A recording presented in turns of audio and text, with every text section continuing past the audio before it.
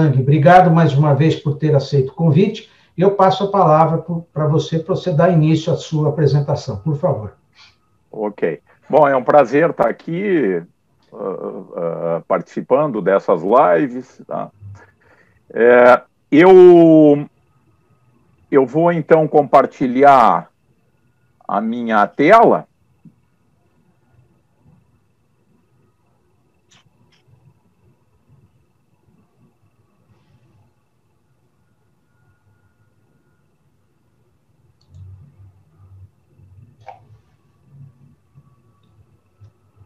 Isso, perfeito. Tá, ok? Fernando, tá ótimo. Tá tela cheia. Tá. Ok. Bom, eu vou começar falando um pouquinho sobre o que é o Pergunte ao CREF do Instituto de Física da URGS. Né? CREF é uma sigla, é o Centro de Referência para o Ensino de Física. O Centro de Referência para o Ensino de Física, ele existe desde o início desse século, portanto, nós já temos cerca de 20 anos de existência. Mas, em 2010, foi criado o setor Pergunte ao CREF, tá? Que é um sítio no qual é possível para qualquer usuário postar algumas perguntas ou dúvidas relacionadas com física. As respostas a essas dúvidas são publicadas no sítio. E as respostas são assinadas por professores do Instituto de Física, da URGS, ou por convidados de fora da instituição. Atualmente, nós temos 1.434 postagens, tá? Relacionadas com física, né? E distribuídas em 48 categorias de assuntos. Tá? Acústica, astronomia, tá? E por aí vai, relatividade, mecânica quântica, mecânica, tá? São 48 categorias de postagens. Tá? As respostas foram dadas, né, nessas 1.434 postagens por 42 professores do Instituto de Física da URGS e por 18 convidados externos ao Instituto de Física da URGS. Aqui nós estamos na página, no índice, tá, do setor Pergunte ao CREF. Tá? Aqui no lado direito vocês têm um endereço, para quem não conhece. Tá?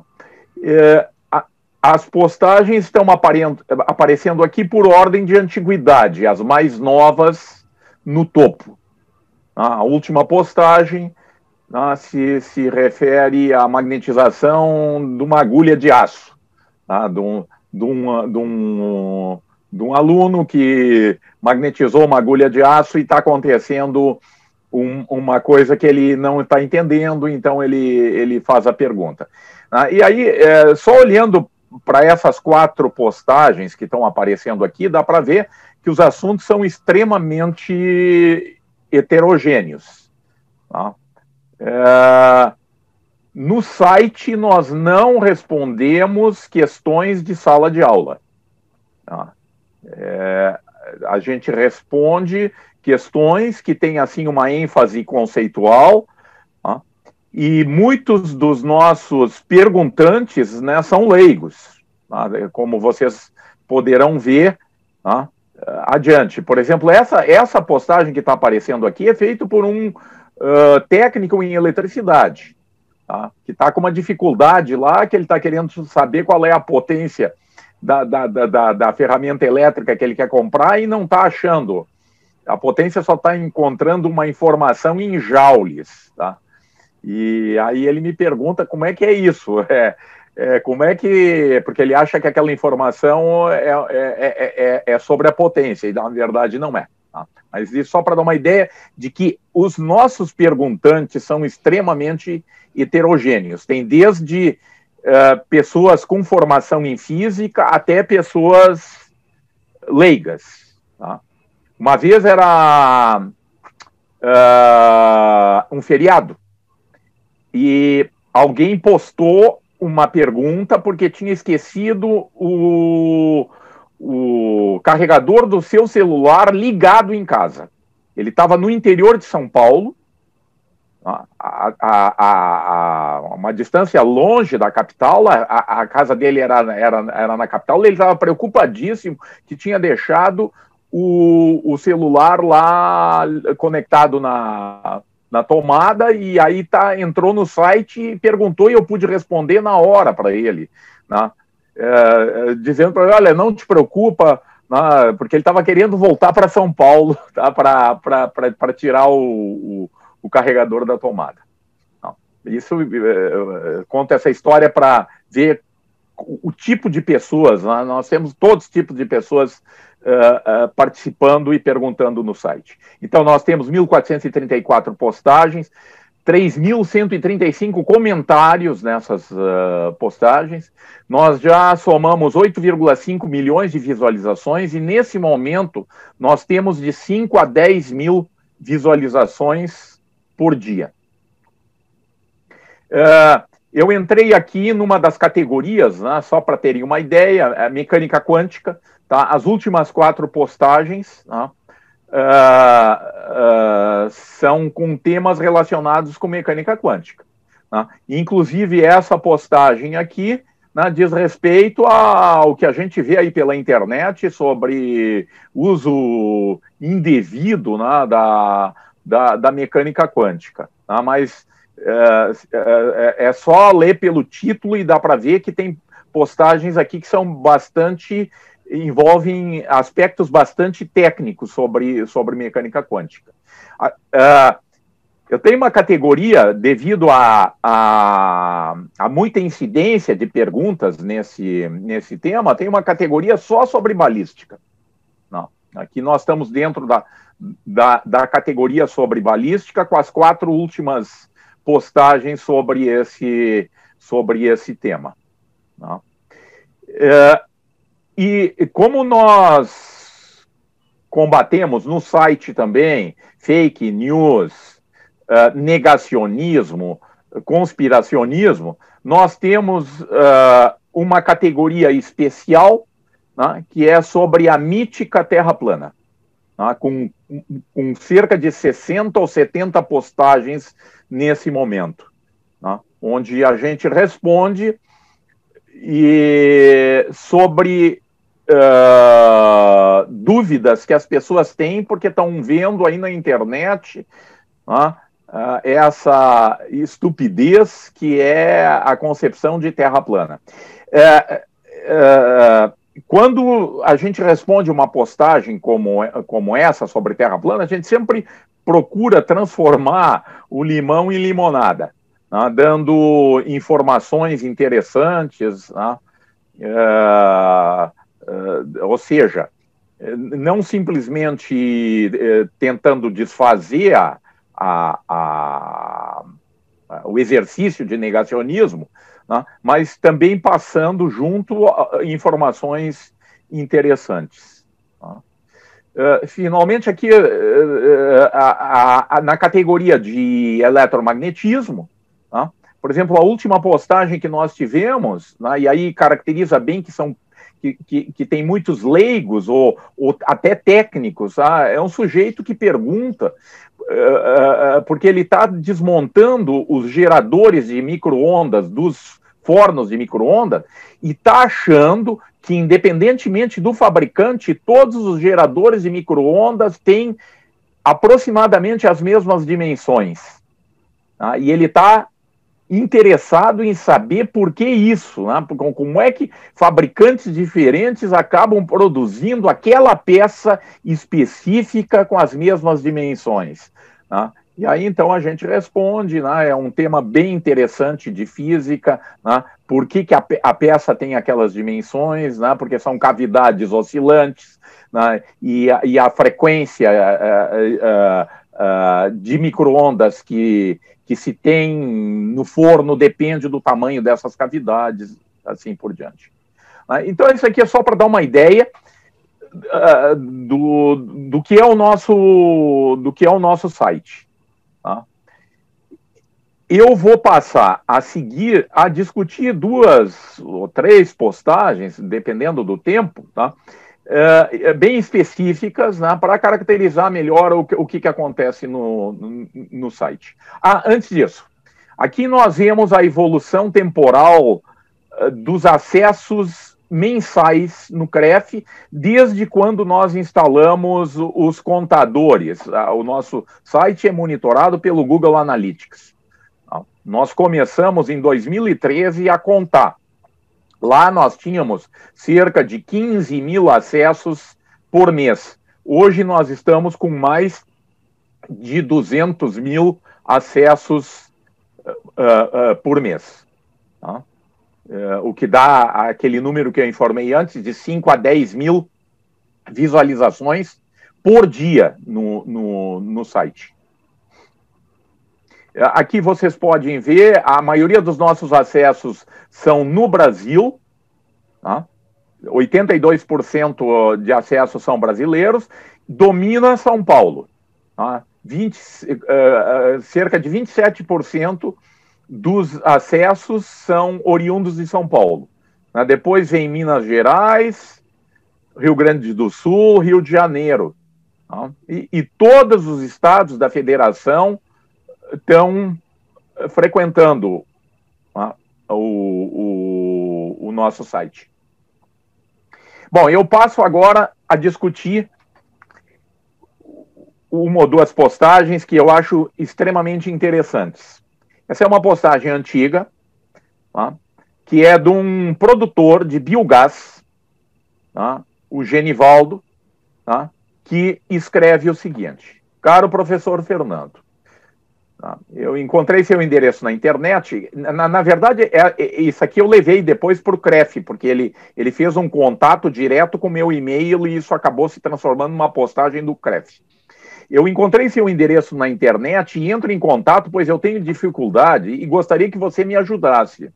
Eu tenho um biodigestor para produzir metano. Eu quero armazenar metano. E pensei em usar botijões de gás de cozinha.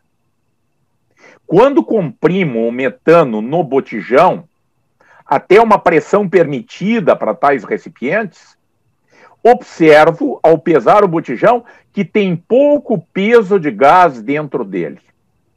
Não consigo liquefazer o metano e gostaria de saber como resolver isso. Espero não incomodar você e agradeço antecipadamente, Genivaldo. Ou seja, esse é um sujeito que tem um gerador de biogás, ele está produzindo mais biogás do que ele consome, ele quer armazenar biogás, ele tem uma bomba compressora, ele pensa em usar botijões de gás de cozinha. Ele sabe, entretanto, que um botijão de gás de cozinha não pode operar com pressões muito altas. Tá? Esses botijões de gás de cozinha, eles suportam pressões de dezenas de atmosferas, tá? mas eles normalmente operam na faixa de 15 atm.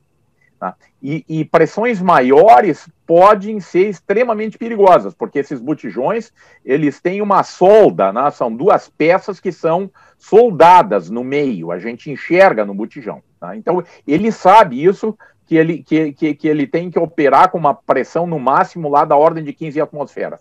E o problema que ele está enfrentando é que quando ele coloca gás comprimido a 15 atmosferas, que era a pressão que o propano ou butano estava no botijão, tá? Ele leva para a balança e o botijão está praticamente vazio. Tá? Porque ele esperava obter, já, se ele está usando um botijão de 13 quilos, ele esperaria obter alguma coisa em torno de 13 quilos, ou se tiver com um botijão de 45, né, ele gostaria de ter lá alguma coisa comparável à massa de gás liquefeito de petróleo né, que tem dentro desses botijões. Tá?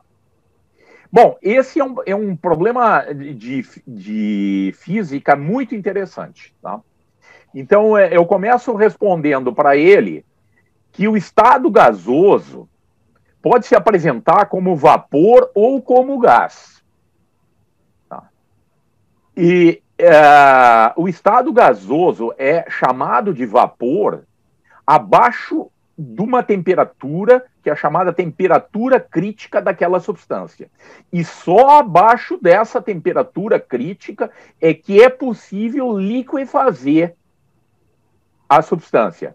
Tá? Vapor pode ser liquefeito.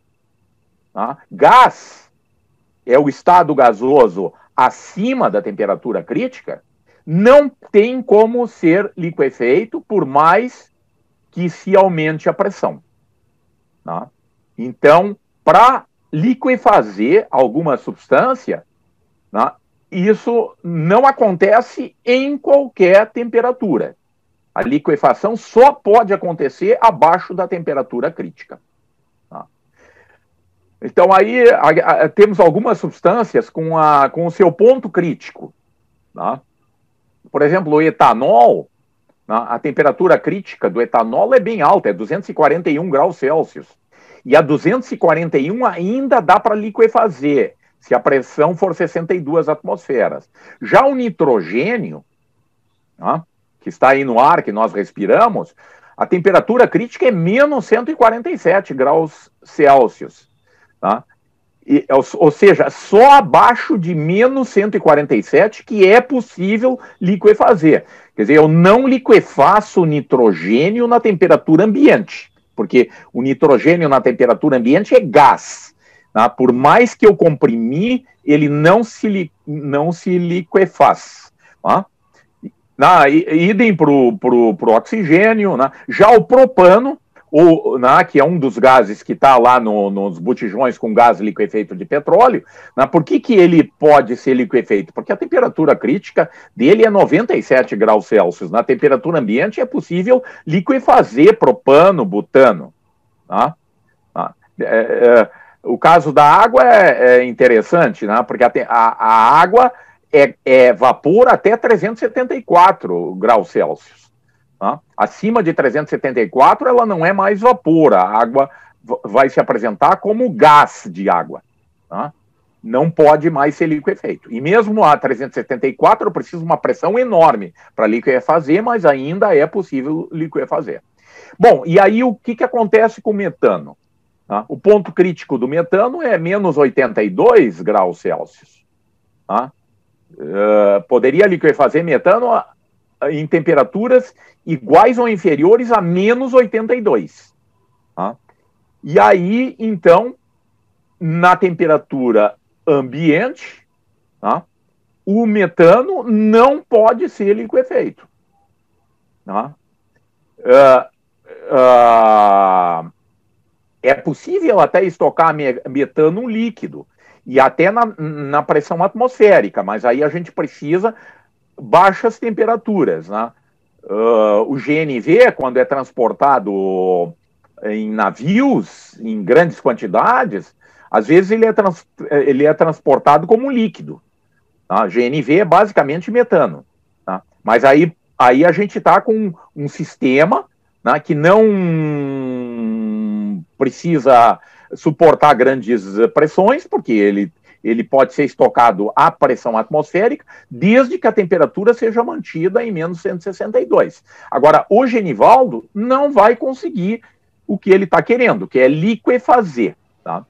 E daí vem o seguinte, quando a gente calcula, por exemplo, em um botijão P45, cuja capacidade é 100 litros, naquela pressão que o Genivaldo utiliza, de 15 atmosferas, ele consegue estocar apenas 1 quilograma de metano, num botijão que estocava 45 quilos de gás liquefeito de petróleo. E não há como estocar mais metano do que isso. Tá? Então, essa foi a minha resposta para o Genivaldo. Eu ainda chamo a atenção para ele que num típico reservatório veicular de GNV, tá, que é metano, basicamente, Tá? A gente pode estocar, né? Ali a gente tem aqueles tanques nos veículos com cerca de 100 litros de capacidade do tanque. Ali é possível estocar uma massa razoável, tá? Porque se opera com grande pressão. Tá? E aí, mas um tanque como esse não é, tem toda uma tecnologia de construção diferente de um tanque de um botijão de gás liquefeito, que vai operar com baixas pressões. Né? Aqueles tanques de GNV, eles estão preparados para suportar pressões até de 220 atmosferas, né? Para obter uma massa razoável de metano estocado.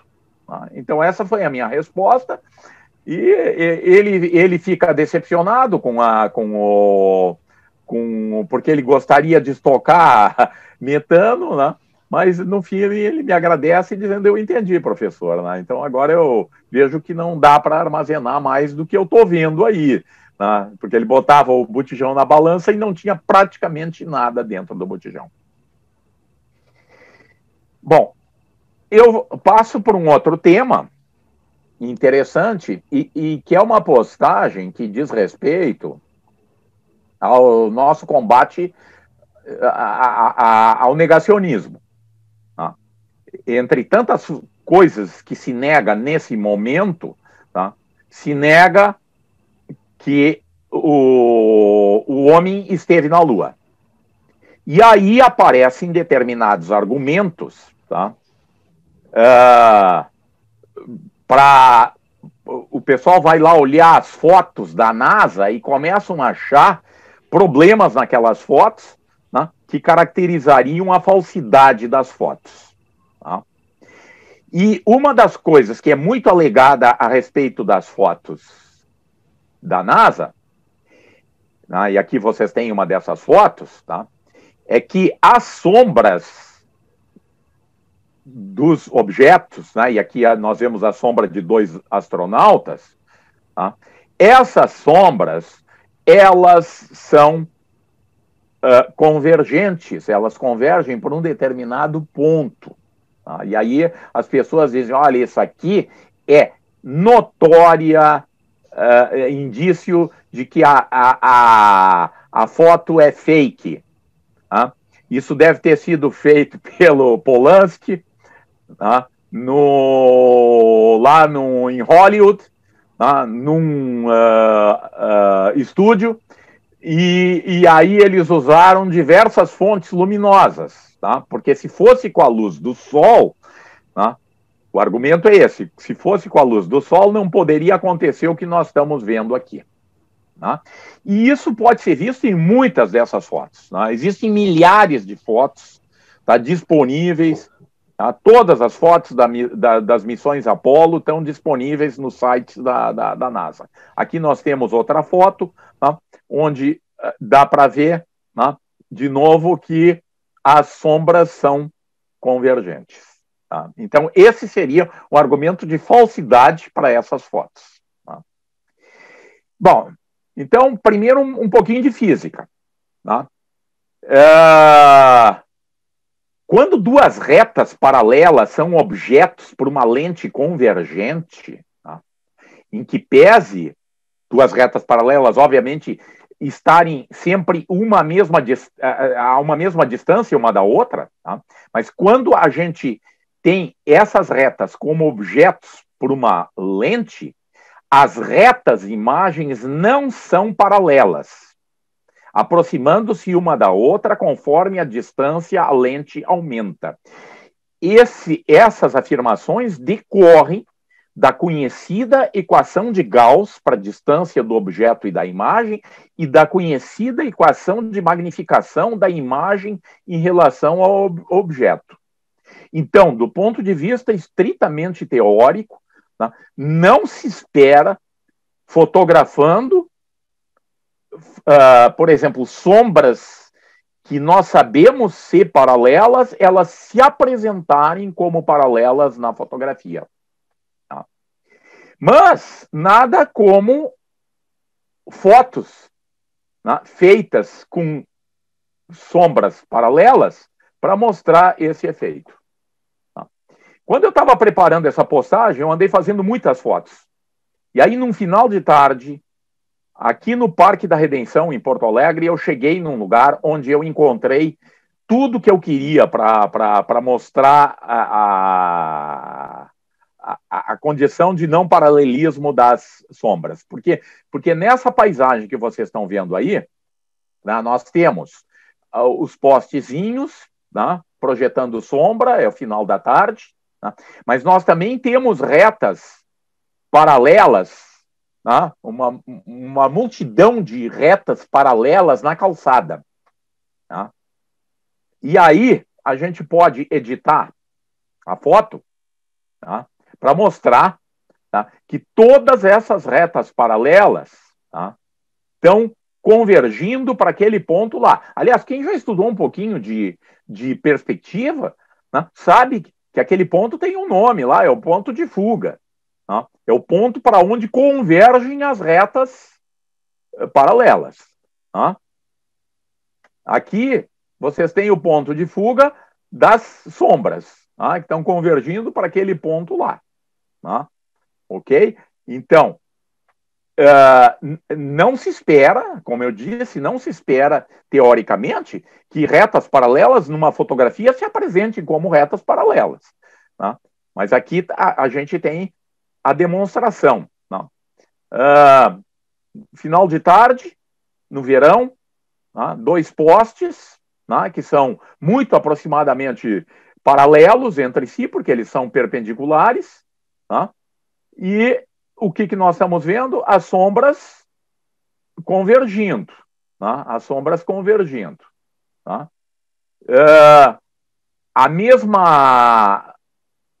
Os mesmos 2 postes, as sombras aqui fotografadas de outro local. Tá? E aqui aparece um outro fato interessantíssimo, que às vezes o pessoal vê naquelas fotos da superfície da Lua. Aqui a gente entende fácil o que está acontecendo. Como aqui tem uma lombada, né, essa sombra aqui, que era na outra foto essa sombra aqui, né, ela está torta. Está torta, ela deveria ser retinha. Né, mas devido a lombada, né, ao fato de que o terreno não é plano, aparece esse efeito. Né? E agora, quando eu olho uma foto lá na superfície da Lua, eu não conheço aquele relevo. Né? Eu não tenho informações sobre aquele relevo. Então, posso ver comportamentos nas sombras, né, que são aparentemente estranhos. Né? Finalmente, um lugar ali no Parque da Redenção, né, iluminado com a luz do sol poente, né, em que eu não tenho dúvida que é uma fonte luminosa que nos joga aqui luz com raios praticamente paralelos. Entretanto, essas sombras, né, que estão aparecendo aí, né, elas têm orientações variadas. Né? Ok? Então, com isso, né, se desqualifica aquele argumento de que as sombras não paralelas nas fotos da NASA identificam fotos falsas.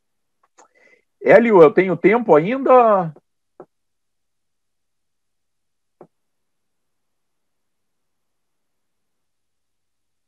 Eu não estou ouvindo. Tenta aí mais uma e aí vamos para a pergunta. Tenta mais uma. Tá, ok. Então eu vou passar para mais uma postagem. Tá? Manchas e luz arredondadas embaixo das árvores. São imagens do Sol. Vou argumentar a respeito disso. Aqui eu tenho uma fotografia, tá, de uma calçada no lado do Instituto de Física da Universidade Federal do Rio Grande do Sul, no campus do Vale. Tá? E essa calçada está populada de manchas redondas no chão. Tá? As pessoas cruzam por cima disso e não enxergam, porque as pessoas não têm a expectativa de ver essas coisas. Tá? As pessoas passeiam por baixo das árvores e não veem esse fato interessante de que lá no chão estão aparecendo manchas redondinhas. Tá? Aqui eu tenho um caminho embaixo das árvores no Parque da Redenção, tá? Também populado de manchinhas redondas no chão. Tá? Até coloquei os óculos ali para ter uma ideia do tamanho das manchas nesse local. Em outro local, as manchas continuam sendo redondas, mas são maiores. Tá? E num outro local, eu encontrei manchas redondinhas, bem pequenas. Né? O que são essas manchas? Bom, a física que está subjacente a isso é a câmara escura com orifício.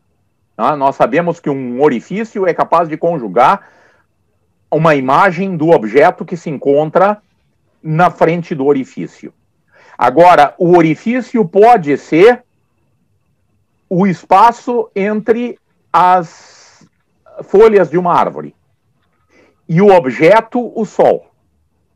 Tá? E aí aparece lá no chão uma mancha redondinha. Tá? A condição para aparecer a mancha redonda no chão é que a distância que separa o local onde nós estamos vendo a mancha do orifício seja muito maior do que o orifício.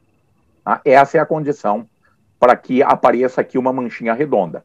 Tá? Quer dizer, eu tenho um espaçamento lá, talvez da ordem de centímetro, e estou a alguns metros de distância, eu já estou na condição de aparecer a mancha redondinha. E se pode demonstrar, tá, que o tamanho dessas manchas não depende do tamanho do orifício, preenchida essa condição de o orifício ser muito menor do que a distância onde a mancha está aparecendo.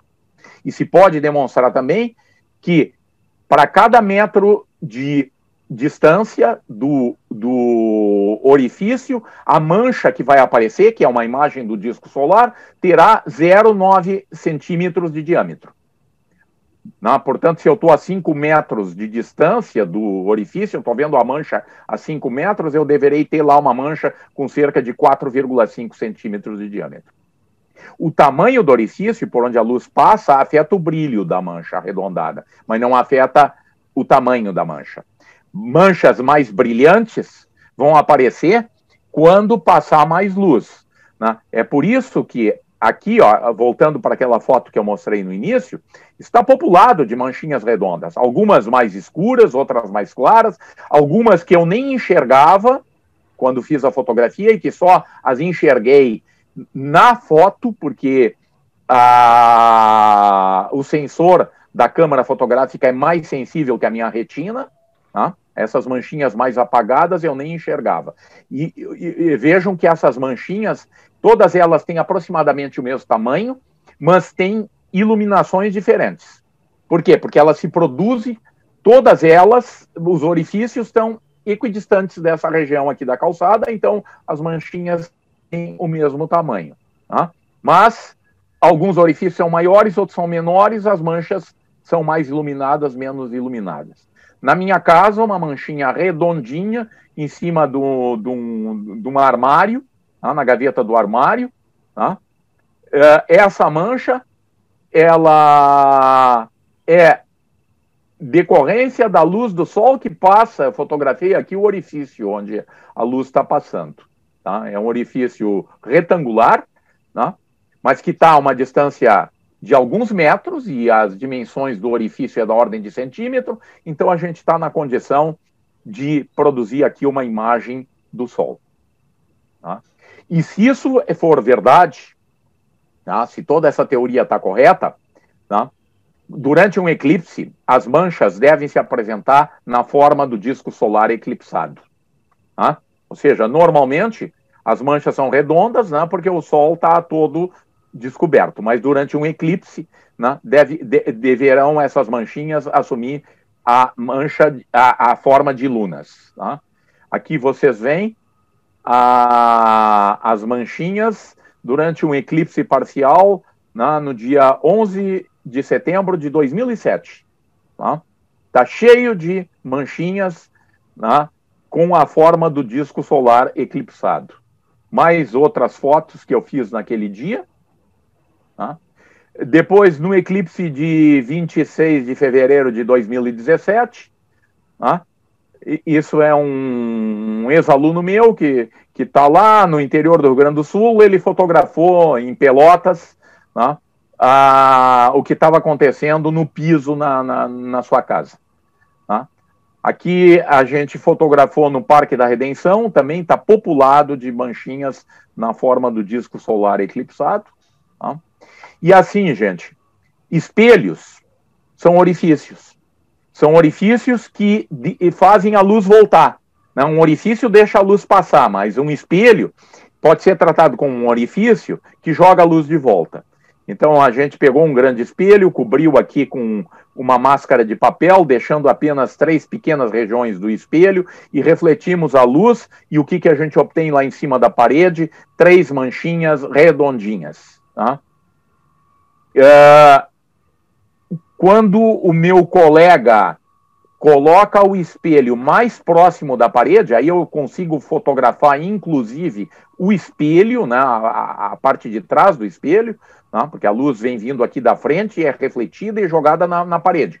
E agora, aquelas 3 manchinhas que antes estavam superpostas, elas estão separadas, porque elas são menores, cada uma delas é menor do que no caso anterior.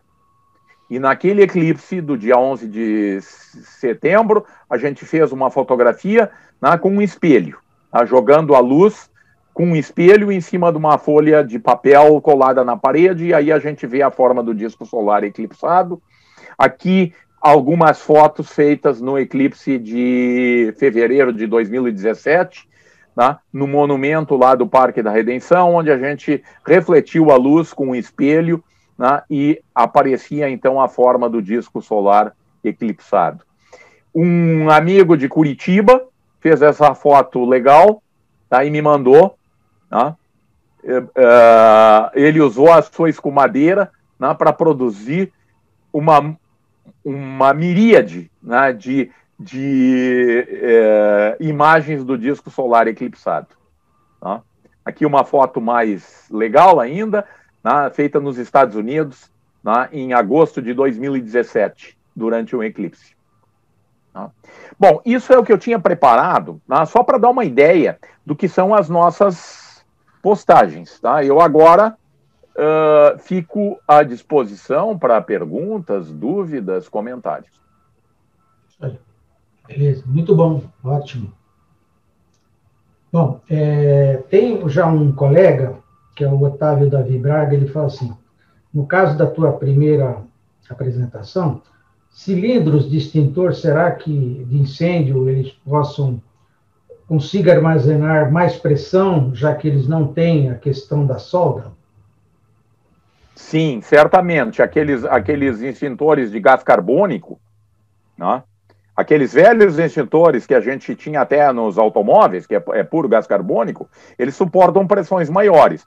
Mas eu não sei se eles suportam pressões como as pressões que a gente encontra nos tanques de GNV hoje. Tá? Um tema que realmente está bastante comentado, né, é essa questão da Terra plana, né? Quer dizer, sim, dos terraplanistas, tá? Eu tenho visto coisa que você tem colocado, assim, em linhas gerais, né?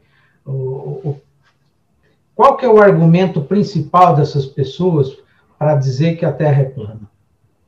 A Bíblia. A Bíblia. Terra plana é uma concepção fundamentalista religiosa. Tá? O restante são tentativas de justificar alguma coisa que nem todos os que tomam a Bíblia como referência aceitam. Tá? Mas os terraplanistas dizem que na Bíblia está lá bem configurado que a Terra é plana. Tá? Então, esse é o argumento. Tá? Quando eu me apercebi, por volta de 2015, eu fiquei apavorado. Tá? E entrei nesse combate. Tá? Entrei nesse combate porque eu vi que tinha uma coisa muito mais perigosa por trás, que é religião. fundamentalismo religioso. Tá? Bom, no teu site também me pergunta sobre a questão de vacina, que é outra coisa que se está colocando muito aqui. A vacina tem que tomar, a vacina não tem que tomar, a vacina faz mal. Você tem tratado desse tema? Não tenho, até porque esse não seria um tema específico de física. Nunca entrou nenhuma questão lá. Nós tratamos agora recentemente de uma questão interessante que diz respeito ao uso dos termômetros de infravermelho que estão sendo utilizados por aí e que tem uns delírios sobre esses termômetros, tá? Porque o pessoal vê aquele feixe de laser, né, que sai do termômetro, e aquele feixe de laser é simplesmente o sistema de mira do termômetro. É para saber que em que região qual é a região que está sendo monitorada. Tá? Aquele feixe de laser, inclusive, pode ser desligado e o termômetro vai funcionar igualmente bem. Tá? Mas aí, então, tem todo um delírio sobre o uso do termômetro na testa, porque aquele feixe de laser atinge a glândula pineal e produz, lá sei eu o que é. Tá? E é importante se dizer que de um termômetro de infravermelho não sai nada, só entra. Tá? Porque um termômetro desses de infravermelho, ele simplesmente analisa a radiação infravermelha emitida por uma determinada superfície. E a partir dessa análise, ele pode inferir qual é a temperatura daquela superfície. E o pontinho vermelho ali nada mais é do que a pontaria do termômetro, que inclusive, né, eu tenho um desses termômetros, eu posso desligar o feixe de laser. Tá? Então, essa é uma das postagens aí que saiu há pouco tempo, né, e que está relacionado com a pandemia, né, mas esse é um assunto de física. Sobre vacina, né, nós não recebemos nada. E se recebêssemos, não íamos responder também, porque não é da nossa competência. Então, esses termômetros que você está falando é esses que, quando você entra no estabelecimento, né, você dá o pulso e a pessoa coloca lá. Né? Então, assim... Isso. Mas assim, ó, não é para colocar no pulso. Não é para colocar no pulso. O lugar correto para colocar o termômetro é na testa. A testa é o melhor local. Como é que a vovó aferia se o netinho estava com febre? Colocava a mão aonde? No pulso do neto? Não, na testa. Aferir no pulso é não aferir a temperatura corporal. Mesmo na testa, é uma medida problemática. Tá? Principalmente quando o sujeito vem de um lugar frio, tá? Ele está entrando no supermercado, por exemplo, aqui no inverno, no Rio Grande do Sul, tá? Ele vem com a temperatura da testa muito, a não ser que ele esteja ardendo em febre. Tá? Mas no pulso nunca vai ser detectada temperatura febril. Tá? Quem tem um termômetro desses em casa pode testar para ver, né, que o pulso não é o lugar adequado. Tá? Usar o termômetro infravermelho no pulso é usar o termômetro para inglês ver, simplesmente para dizer que está sendo feita alguma coisa. Tá? Mesmo na testa. Tá? Mesmo na testa, essa medida é problemática. É interessante porque, assim, hoje mesmo eu fui na padaria, né? Então, você tem uma mocinha lá que, antes, para ela poder liberar para você entrar, ela pega o teu pulso, coloca lá e te dá um crachazinho e te entra, entendeu? Então, isso praticamente, eu não vi até agora, em algum ambiente que eu entrei, que o cara usou pela testa, né? Sempre pelo pulso. Mas por quê? Mas é porque há cerca de um mês ou mais atrás, né, começou esse delírio sobre o uso do termômetro na testa. Tá? E aí o pessoal resolveu passar a usar no pulso. Tá? Usar no pulso não diz absolutamente nada. Aliás, deixa eu só contar um episódio que aconteceu com um colega meu que entrou num lugar desses E ele viu o resultado que dá, porque ele sabia que ia dar um resultado, né, bem abaixo. E aí ele viu que deu 31 graus, tá, no pulso. Tá? Aliás, se essa temperatura tivesse medindo efetivamente a temperatura corporal, o sujeito está morto. 31 graus é temperatura de morto. Mas ele viu e disse para a menina, pô, mas é 31 graus. Tá? E ela respondeu assim, eu nem olhei. Eu nem olhei. Ou seja, ela não está monitorando. Ela está simplesmente ali fazendo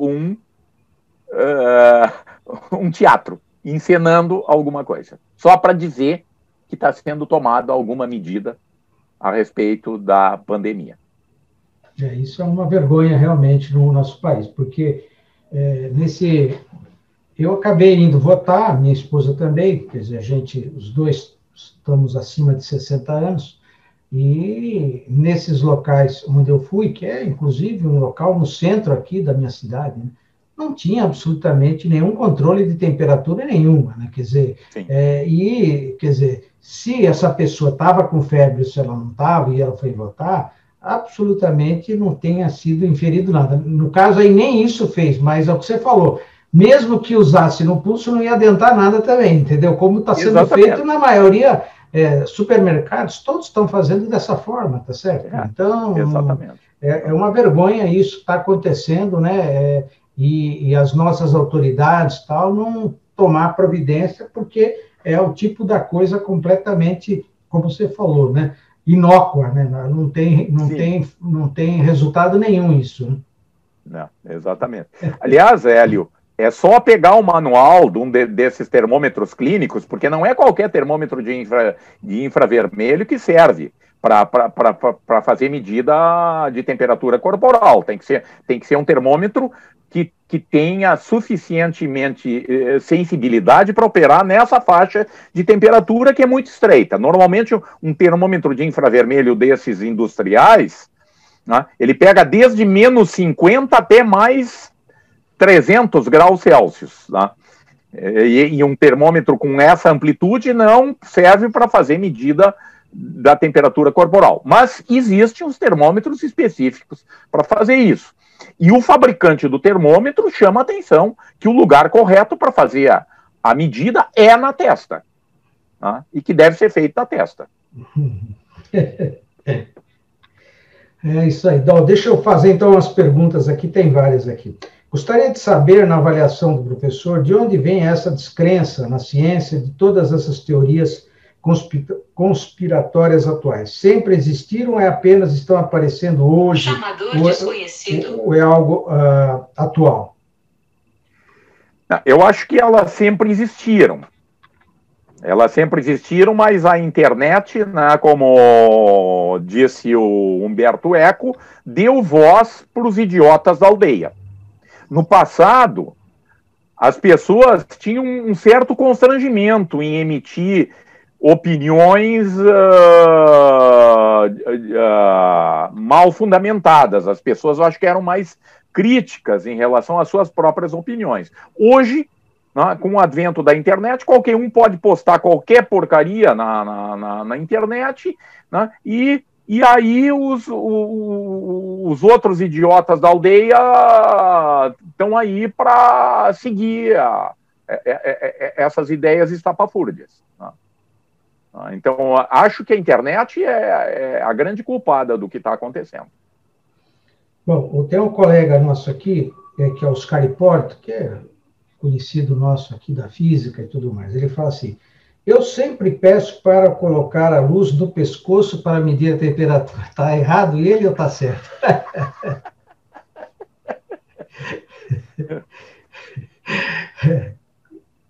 Sabe qual é o melhor lugar para fazer essa medida? Dentro da boca. Tá? Esse é o melhor local. Tá? Deveria mandar a pessoa abrir a boca e apontar o termômetro para dentro da boca. Por que isso? Porque a temperatura, a temperatura na superfície do nosso corpo, o que interessa é a temperatura lá dentro. Né? E ver, por exemplo, os termômetros, os velhos termômetros clínicos, a gente colocava debaixo do braço, né, esperava algum tempo, porque ali debaixo do braço a gente não tem refrigeração, né, e aí a gente consegue aferir. Né, mas a gente sabe que antigamente se aferia a temperatura e os veterinários aferem a temperatura dos animais em outros orifícios, né, dos bichinhos, né, porque ali é o lugar adequado para fazer a medida de temperatura. O melhor lugar para fazer a medida de temperatura corporal é dentro da boca. Né. Ali a gente tem uma temperatura que é muito próxima da temperatura que se tem em qualquer outro lugar dentro do corpo humano. Então, assim, a questão também é o seguinte, o princípio de funcionamento dessa coleta dessa temperatura. Você joga, como você falou, né? Nem a questão do laser não interessa. Se joga nada. É a questão da aproximação só do equipamento com vamos dizer, com o objeto, com a superfície, é isso? É o seguinte, um termômetro como esse, ele tem uma lente, né, que faz uma imagem de uma determinada região e projeta essa imagem sobre um sensor de infravermelho. Né. Pode olhar o termômetro de frente e vai ver que tem uma lentezinha. Tá? Aquela lente conjuga uma imagem. Tá? Mas uma imagem do quê? Bom, de uma região em torno daquele pontinho onde o laser tá apontado. Ah, ok? Então o laser ali só está funcionando como uma mira do termômetro. Tá? Ou seja, ele faz uma imagem daquela região e analisa a radiação infravermelha, né, que chega no sensor vindo daquela região.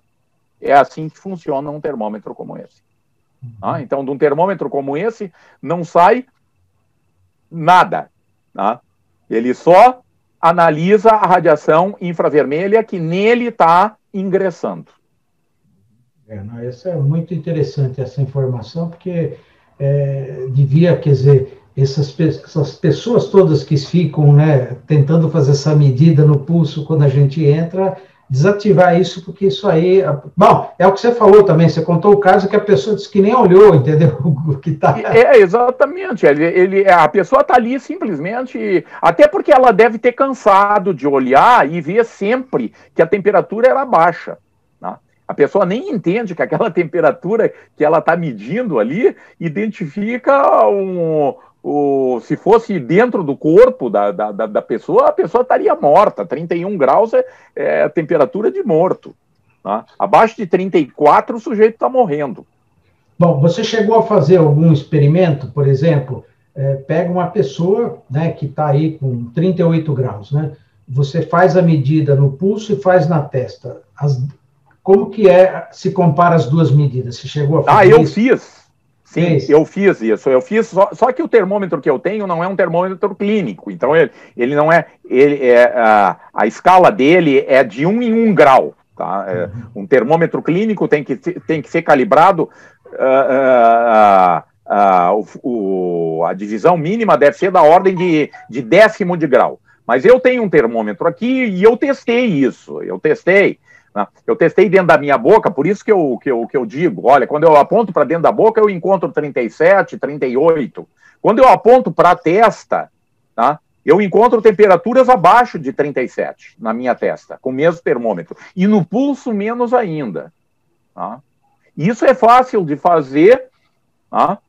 Eu fiz diversas medidas dessas com um termômetro que não é apropriado para fazer temperatura corporal, tá? Mas que dá para ver o que a gente já sabe que vai acontecer. Agora, esses que estão sendo usados na porta do supermercado, são os convenientes ou não? Pois é, essa é uma outra questão. Essa é uma boa pergunta. É uma boa pergunta porque hoje a gente compra termômetros, né, de infravermelho, aí de camelôs, né, e que a precisão desses termômetros se é um desses, como o que eu tenho, e que é de boa procedência, mas é um termômetro que começa lá em menos 50 e vai até 300 graus Celsius, a precisão nominal do próprio fabricante é 2 graus. É 2 graus. A escala dele é de 1 em 1 grau, mas se eu meço 38, pode ser qualquer coisa entre 40 e 36. Tá? Essa é para um termômetro como esse. Né? Então, essa é uma outra pergunta, Hélio, né? que a gente teria que olhar que tipo de termômetro efetivamente está sendo usado. Né? Aqui em Porto Alegre tem uma firma dessas, uma antiga firma que produz termômetros há muitos anos, e eles produzem termômetros infravermelho, inclusive para uso nessa circunstância. Mas é só entrar lá no catálogo deles e vai ver que esses termômetros são diferentes dos outros. Né? Então, o que está sendo utilizado por aí? Né? Como isso não serve para absolutamente nada, também não é mais relevante que tipo de termômetro está sendo usado. Não, só que o perigo é isso, é a contaminação, né? Você está entrando num ambiente que pode ter uma pessoa que está com febre, que está com sintoma e que contaminar, tá certo? Vamos dizer assim, o local, no caso aí o restaurante ou supermercado, ele está te colocando você em risco, porque ele não está fazendo, sim. Não está separando o joio do trigo, tá certo? E você acaba... Então, a gente não pode ter confiança nenhuma de que você vai estar entrando num ambiente que está livre de pessoas que estão febril, por exemplo, entendeu? Porque isso não está acontecendo, né?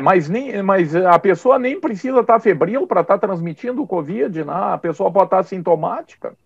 Né? Então, detectar esse caso febril, né, é procurar uma agulha no palheiro. Né? Tem muitas outras coisas acontecendo aí, né? Que mesmo que eu estivesse fazendo uma medida adequada de temperatura, eu não vou detectar. Não. Deixa eu te perguntar uma coisa, que recentemente a gente tem visto muito a questão de que ondas, pensamentos, são ondas e que essas ondas elas podem interferir. Aí tem essa coisa da música, que a música também é uma onda sonora, e que, então, se você está do lado de uma pessoa, que é uma pessoa com más pensamentos, ela te influencia. Você tem tratado esse tema dentro do teu site ou não? Bom, isso especificamente não, mas onde é que tu vês essas coisas, inclusive misturadas, tá, com terapias quânticas e outras pilantragens, né? Mas não apareceu nada sobre isso, tá? No site. Tá? O que já apareceu são os tais protetores contra ondas eletromagnéticas. Tá? Quer dizer, o sujeito tem um celular, aí ele usa lá uma coisa para proteger, tá, de que o celular o irradie. Tá? Quer dizer, a pessoa não entende que se realmente essa coisa der alguma proteção, o celular dele vai parar de funcionar. porque vai bloquear a radiação de micro-ondas, né, produzida pelo celular. Isso significa que o celular para. Então, esse tipo de coisa até tu encontras no nosso site. Tá? Mas sobre efeitos das ondas do pensamento, lá sei o que, isso não apareceu nada por enquanto. Bom, tem um colega aqui que ele pergunta assim, qual seria uma bibliografia, um site de combate ao uso da física quântica em pseudociências? Pois é. Em português tem pouca coisa, né? Certamente tem sites americanos, mas eu não saberia de língua inglesa, né, que tratam desse tema. A gente até tem aqui um livro escrito por aquele Orsi, tá, sobre a pilantragem quântica, mas já é um livro mais antigo. Tá? E existe o Instituto de Física tem um programa na rádio da universidade, tá, que colegas nossos fazem, e eles dedicaram alguns capítulos, tá, na rádio da universidade, e esses programas estão todos acessíveis, tá, se chama Fronteiras da Ciência, o programa. Tá, lá certamente vai encontrar discussão sobre esses mau usos da mecânica quântica. Então, assim, no teu site também, em particular, qual é, para a gente terminar aqui, uma das perguntas mais curiosas que apareceu do uso da mecânica quântica de forma inadequada hoje? Bom, na verdade, apareceu, a gente tem duas postagens, alguém perguntando sobre as terapias quânticas, tá? Mas não é nada específico, é uma pergunta muito geral. Tá? Há pouco, quando eu mostrei ali aquela página onde estavam as postagens da mecânica quântica, a segunda postagem que estava aparecendo trata desse tema. Pode localizar a postagem fácil, usando o pesquisar do nosso site, tá? E colocando coach quântico. Tá? E aí vai cair nessa postagem. Entendi. É isso aí. Bom, pessoal, a gente completou agora aqui as 18 horas, já uma hora. Queríamos, então, agradecer.